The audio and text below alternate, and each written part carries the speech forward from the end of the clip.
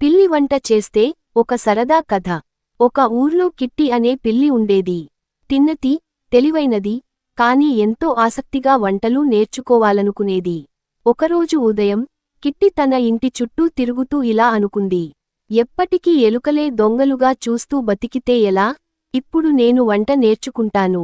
మంచి రుచి కలిగిన భోజనం నేను తినాలి. అలా అనుకొని కిట్టి కిచెన్లోకి వెళ్ళింది.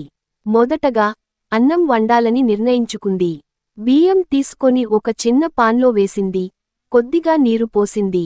స్టవ్ ఆన్ చేయడం మర్చిపోకుండా తలచుకొని మెల్లగా మంట వేసింది.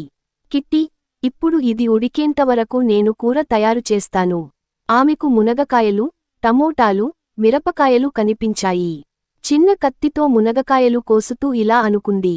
వంట మామూలు కాదు, ఎంతో శ్రమ, కానీ సరే, నేర్చుకుంటాను. అంతలో బాగా వాసన వచ్చింది. పిల్లి ఆనందంగా ఆ వాసనని వాసింది.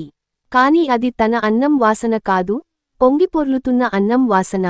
కిట్టి పరుగెత్తి చూసింది. అన్నం మొత్తం పొంగి స్టవ్ మీద పడిపోయింది. కిట్టి, అయ్యో, మొదటి ప్రయత్నమే విఫలమయ్యింది. కాని ఆ పిల్లికి భయమేం లేదు. మళ్ళీ బియ్యం తీసింది. డిస్మల్ మోతాదుగా నీరు వేసింది. మెల్లగా స్టవ్ మీద పెట్టింది. తర్వాత కూరపై దృష్టి పెట్టింది. ఈసారి కూర బాగా వండింది. కొంచెం ఉప్పు, కారం వేసింది. చివరగా కొత్తిమీర వేస్తూ ఇలా అనుకుంది. ఇప్పుడు నా వంట మొదటిసారి అయినా చాలా బాగుంది. అంతలో కుక్క, కుందేలు, గొర్రె మరియు కాకి వచ్చారు. కుక్క, ఏమిటి కిట్టి, ఎంతో మంచి వాసన వస్తుంది. కుందేలు, నీవే వండినావా?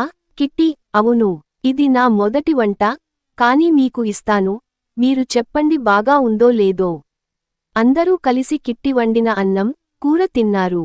అన్నం కొంచెం మెత్తగా ఉండగా, కూర మాత్రం అద్భుతంగా ఉండింది. అందరూ కితాబులే ఇచ్చారు. కాకి, నీ వంటకాలకు ఓ హోటల్ పెడితే బాగుంటుంది కదా? అప్పటి నుండి కిట్టి రోజూ కొత్త కొత్త వంటలు చేస్తూ, తన స్నేహితులతో పంచుకుంటూ జీవితం ఆనందంగా గడిపింది.